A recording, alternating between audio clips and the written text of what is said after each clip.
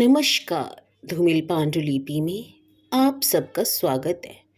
भूली बिसरी कहानी में आज सुनिए आशापूर्णा देवी जी की कहानी नीड़। इसी तरह की कहानियाँ उपन्यास सुनने के लिए हमारे चैनल को लाइक शेयर और सब्सक्राइब करना ना भूलिएगा। सुनिए एक कहानी रोज।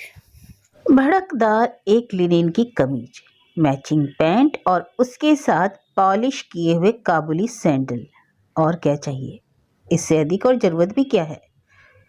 एक बार किसी तरह इन चीज़ों का प्रबंध हो जाए तो काफ़ी दिनों तक मान मर्यादा की रक्षा हो जाती है। इसके अतिरिक्त एक और चीज़ की ज़रूरत भी होती है, बिना खर्च के ही हो जाता है। धुलवाने या इस्त्री करने के लिए किसी की अपेक्षा रखने की आवश्यकता नहीं। वह काम आजकल कायदा मालूम कर गृहस्थों ने आसान कर लिया है। उसी कायदे के बल पर पिछले 1.5 साल से एक ही सूट के सहारे शक्ति के स्टाइल की रक्षा हो रही है। हालांकि प्रतिदिन नहीं, हफ्ते में केवल एक दिन शहर के बाहर के इस नीड़ से प्रत्येक रविवार को वह कोलकाता चला जाता है।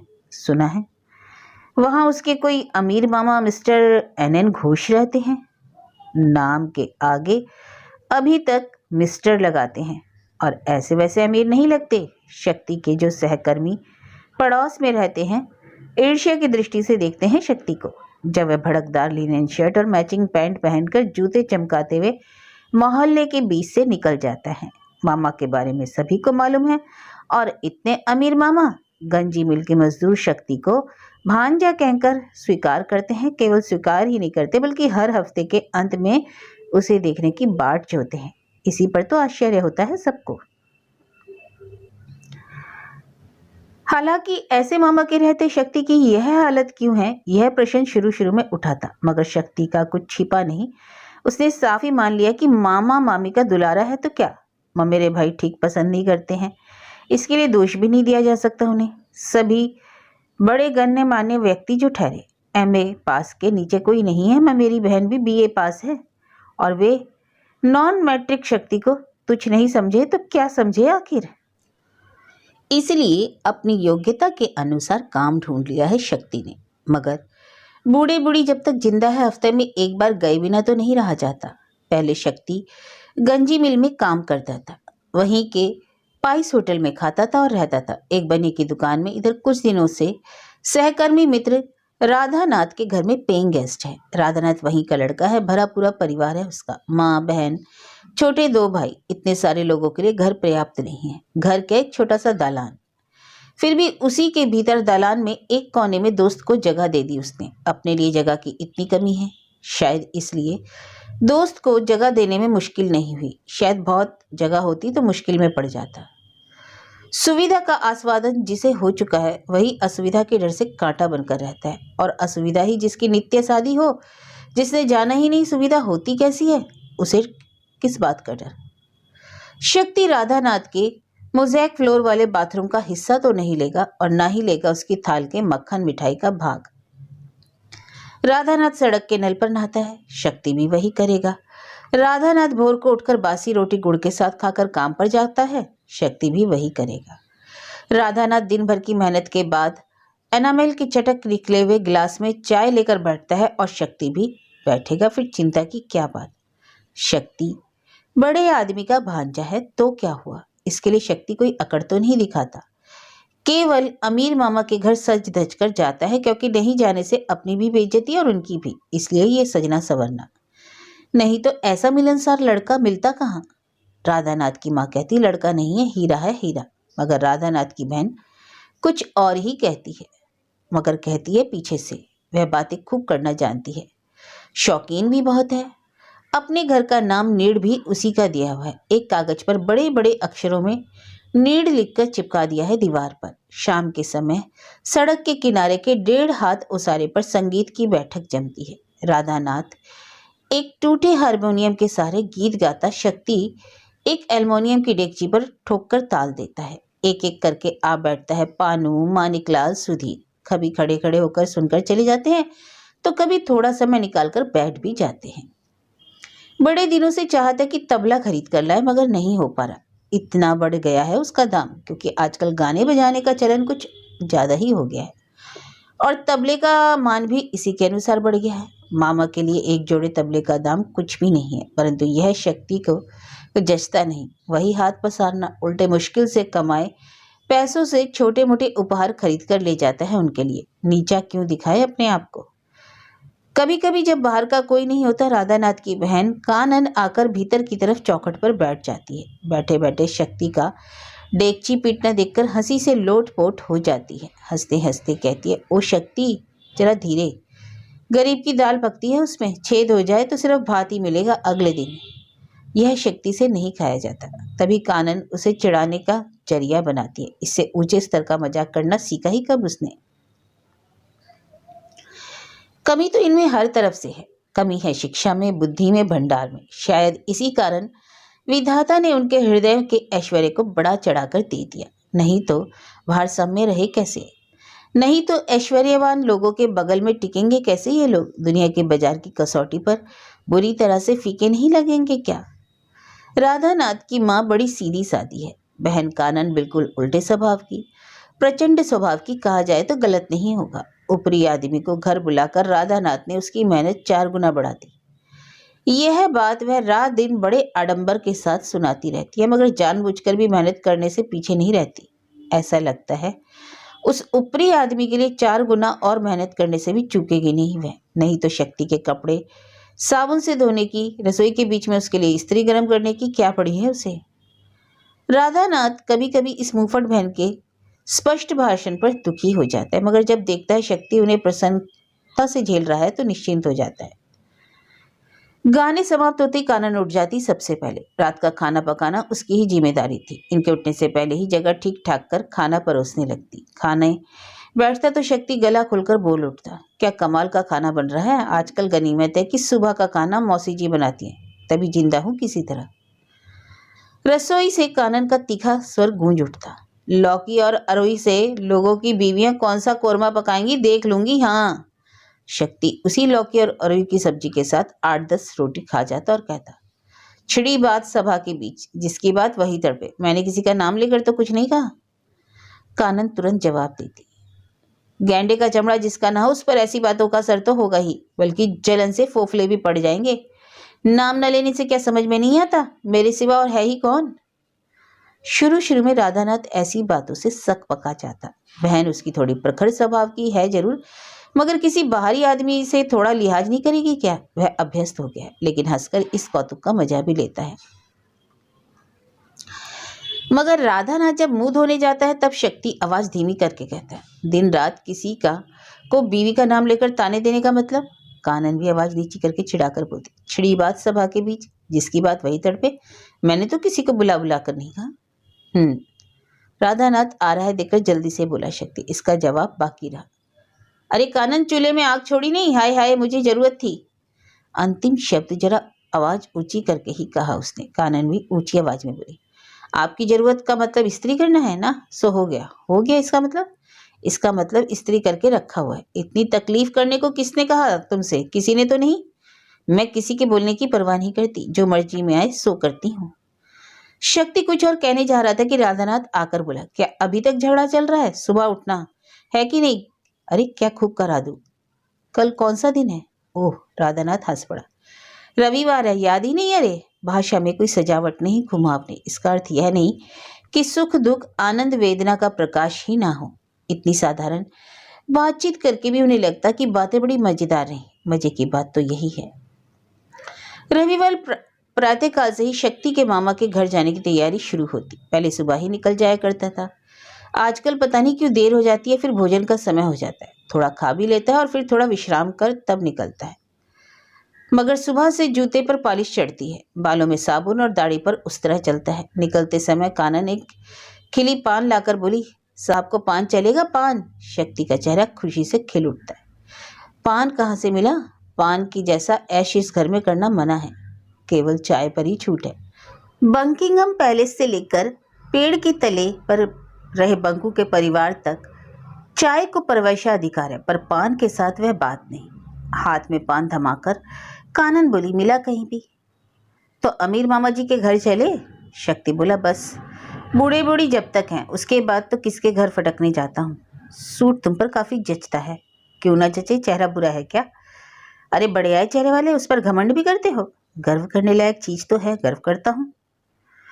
जाओ मामा जी के यहाँ स्वाद बदल कर आना, वहाँ हलवाई ब्राह्मण का पका खाना खाकर आते हो, इसलिए यहाँ के व्यंजन की इतनी निंदा। बस करो, अब झगड़ा नहीं, चलता हूँ। चलता नहीं कहते, कहना चाहिए जाकर आता हूँ। भड़कीले शर्ट पैंट और चमकीले जूते पहनकर मामा के घर के लिए रवाना हो गया शक्ति पीछे उसारे पर खड़ी होकर काफी देर तक देखती रही कानन। एक समय माँ ने भीतर से पुकार कर कानन, ऐसा लगा कि कानन को सुना ही नहीं पड़ा, मगर थोड़ी देर में अंदर चली भी गई। माँ बोली, बाहर उसारे पर खड़ी खड़ी क्या कर रही थी? अरे क्या कर रही थी, जरा सांस भी नहीं ले सकती क्या? गाय भी तो एक बार अपने खटाल से निकलती है। माँ सक पका गई। अरे नाराज क्यों होती है? कहीं पड़ोस वाले कुछ बोल ना दे, इसलिए संभालती रहती हूँ। हर एक के लिए कुछ ना कुछ संभलना जरूरी होता है। उधर शक्ति अपने चमकदार सूट को बड़ी कठिनाई से संभालकर गोवा बागान की एक बस्ती के सामने आकर रुका। बस्ती के सामने ही रास्ते का नल है। नल के आसपास भीड़ लगी है, इसलिए महिलाएं भी अधिक है। शक्ति के आते ही एक लड़की एक वयस्क महिला से सहमकर धीरे धीरे बोली, अरे दासू की माँ, तुम्हारा भांजा आया है। दासू की माँ आधी बाल्टी भरते ही उसे उठाकर स्नेह से गदगद स्वर में बोली, आ गए बेटा, चलो ठीक तो हो ना? शक्ति उनके साथ गली में प्रवेश करते हुए बोला, ठीक ही हूँ, अपनी सुनाओ, मामा कैसे हैं? तुम्हारे मामा की बात पूछो मत बेटा, फिर दमे की तकलीफ बढ़ गई है। चौकी के पास एक पैकिंग बक्सा उलट कर रखा था, यही शक्ति के लिए निर्दिष्ट सिंहासन था। इतनी बड़ी नौकरी करता है भांजा, कहाँ की एक गंजी फैक्ट्री का मैनेजर है, जो 2 घंटे के लिए इधर उधर जाने से कारखाने का काम खराब हो जाता है। वही भांजा हर हफ्ते 5 घंटे के लिए कहाँ से इतनी दूर मामा मामी से मिलने चला आता है। ये कोई साधारण बात है क्या? भांजे के इस बड़प्पन से मामा मामी कृतज्ञ है, और जब भी आता है बीमार मामा खाएंगे सोचकर संदेश, अनार, नाशपाती, नारंगी आदि कितना कुछ ले आता है। और कभी कभी मामा को क्या पसंद है देख सुनकर खरीद लेना मामी कहकर नगद रुपए भी दे जाता है। मामा बहुत खुददार है, टूटेंगे मगर झुकेंगे नहीं। बड़े दुख झेलकर कहाँ से कहाँ उतरे, आखिर बस्ती में आकर ठहरे। जीवन स्तर काफी गिर चुका है, परंतु स्वाभिमान खोया नहीं अभी उन्होंने। आर्थिक सहायता के नाम पर शक्ति का पैसा तुरंत वापस कर देते हैं, परंतु उसके अकृत्रिम स्नेह प्रदर्शन के बाद ना नहीं कह सकते हैं। मामा इतने स्वाभिमानी हैं, तभी तो निश्चिंत होकर शक्ति यहाँ आ सकता है, नहीं तो इतने ऊंचे ओहदे पर काम करने वाले के लिए किसी गरीब रिश्तेदार के घर आना कोई आसान बात है? मामा ने पूछा, तुम्हारी फैक्ट्री का काम कैसा चल रहा है? शक्ति हिल डुल कर सीधे तनकर बैठा और बोला, आजकल फिर भी ठीक चल रहा है। हड़ताल भी कुछ कम होने लगी है, इधर सूद भी काफी मिल रहा है, पहले से कहीं अधिक माल भेज पा रहा हूँ। मामा इस कमरे में बिल्कुल ही नहीं जच रहे। सूट बूट पहने शक्ति के सुंदर चेहरे को और स्नेह से एक दृष्टि से देखकर बोले, फिर तो मेहनत कुछ कम है आजकल, मिल में झंझट भी नहीं है जब। मेहनत? शक्ति हंसकर बोला, मेहनत की बात मत पूछो मामा, बस हफ्ते में 1 दिन आकर मामी के हाथ का भोजन खा लेता हूँ, इसी पर शरीर टिका हुआ है।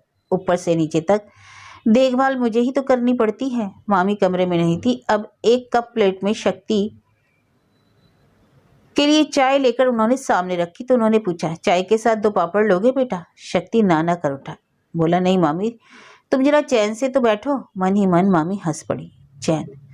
जब तक इस विशिष्ट अतिथि को खिला पिलाकर विदा न कर सके तब तक चैन कहाँ? मगर इस बेचैनी में भी सुख है, गौरव है। इसी कारण बस्ती के बाकी लोग उनकी इतनी इज्जत करते हैं। बगल की खोली वाली शौकीन चंपा बहू चाय की प्याली देती है, अगर चाय भी बना देती है। इधर वाली मोटी भाभी खाना पकाने में हाथ भी बटा देती है। मामी के चूल्हे में आँच ठीक ना होने पर अपना जलता चूल्हा दे जाती है।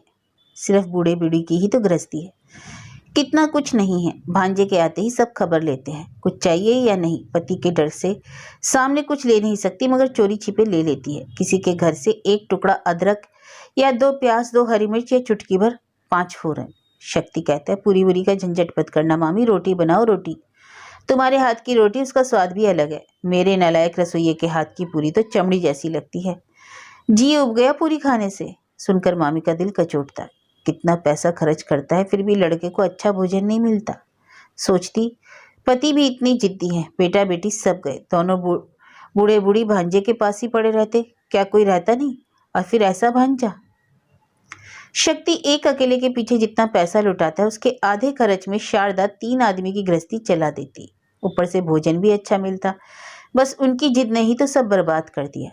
रोटी, आलू दम, बैगन की भाजी, प्याज से छौंकी हुई मसूर की दाल शक्ति बड़े प्रेम से खाता है और उसी के साथ अपने रसोइयों को 4 गालियां भी सुनाता है। सुनकर मामी का दिल भर आता है।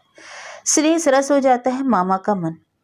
बातों ही बातों में रात हो जाती है। शक्ति उठ जाता है और 1.5 घंटे बस पर चढ़कर जाना है कि नहीं। जाने के समय गली से निकलकर सड़क के नल तक मामी साथ आई। इधर उधर के कई लोग ताक झाक कर रहे हैं। हर हफ्ते देखते हैं, फिर भी कौतूहल का अंत नहीं। भड़कदार सूट और चमकदार जूते के विलीन होते ही मामी के पास भीड़ लग जाती है उन लोगों की। मोटी भाभी बोली, आजकल के जमाने में ऐसा लड़का देखने को नहीं मिलता। गरीब माँ बाप को कोई पूछता नहीं। और ये तो मामा मामी हैं।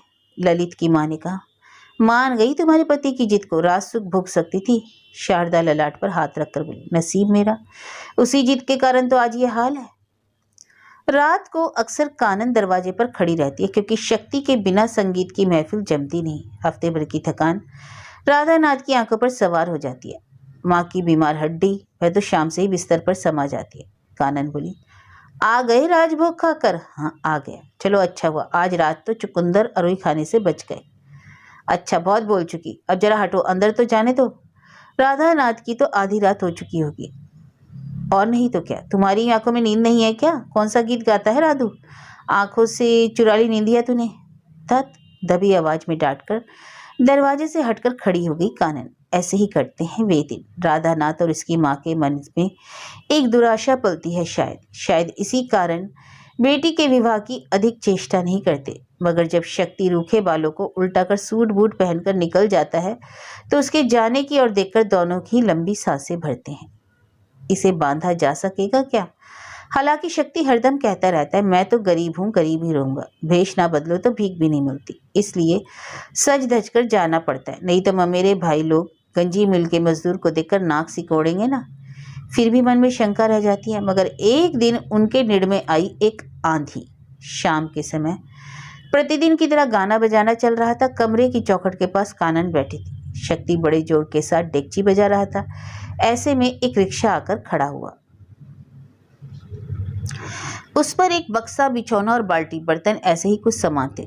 जान पहचान का रिक्शा वाला यहीं कहीं रहता था। वह रिक्शा रोककर पास आया और बोला, देखिए तो राधानाथ बाबू, ये औरत किसे ढूंढ रही हैं?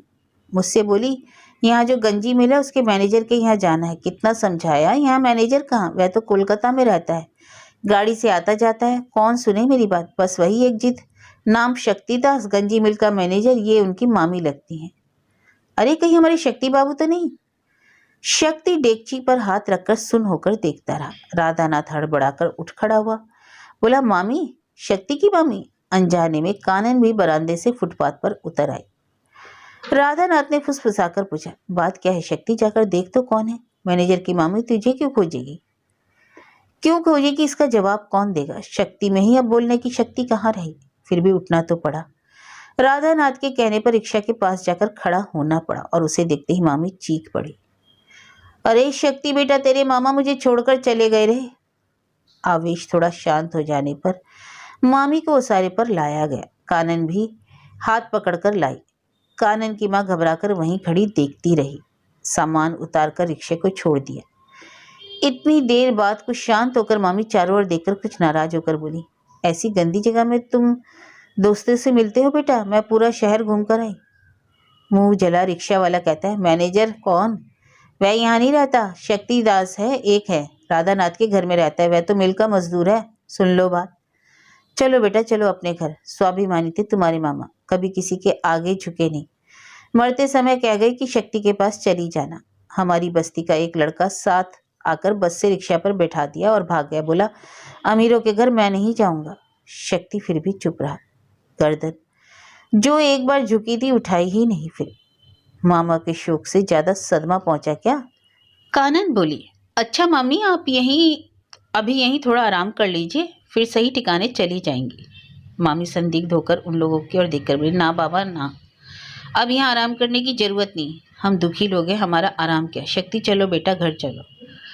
अब शक्ति ने चेहरा उठाया, साफ ठंडे स्वर में बोला, और कहीं मेरा कोई घर नहीं है मामी, यही मेरा ठिकाना है। इन लोगों ने मुझ पर दया की इसलिए यह रह गया। रिक्शे वाले ने तुम्हें ठीक ही कहा था। शक्तिदास मिल मजदूर ही है। आंधी के चपेटे के बाद सब और शांति है। मामी को आश्रय मिल गया, कानन की माँ के बिछौने में, और मामी के सामान को चौकी के नीचे जगह मिल गई। कानन कुछ बताशे और एक लोटा पानी लेकर शक्ति के पास आकर खड़ी हुई। शक्ति के मामा की मौत हुई है, छुतका लगा है, खाया नहीं कुछ भी, सुबह नहाकर तभी खाएगा, थोड़ा पानी पी लो। शक्ति सोया था, हड़बड़ाकर उठ बैठा, बोला, अभी भी तुम मेरा मुंह देख रही है कानन? कानन मुस्कुराकर बोली, क्यों, चेहरे ने क्या दोष किया? इतने बड़े नालायक झूठे का चेहरा देखने से पाप होता है कानन, तुम्हें मुझसे घृणा करनी चाहिए। अब कानन जोर से हंस पड़ी। मूर्ख औरत को इतना उचित अनुचित का ज्ञान कहाँ होता है? वह होता तो बहुत पहले ही घृणा करती। पहले पहले तो तुम बहुत पहले ही समझ गई थी शक्ति। औरत चाहे कितनी भी मूर्ख क्यों ना हो, उसे ठगना आसान नहीं होता। यह सब जानबूझकर भी चुप रहती थी। पता है क्यों? कहीं उसका नीड़ बिखर न जाए।